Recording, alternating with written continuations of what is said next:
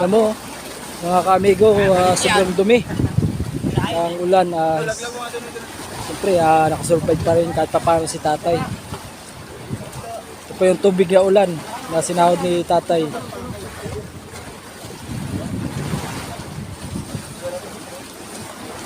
Kinakain ni tatay nung wala talaga siya makain.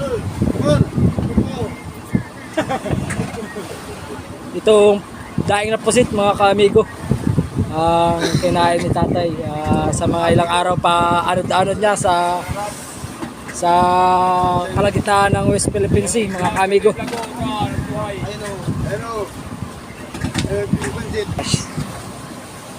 Taga gagawin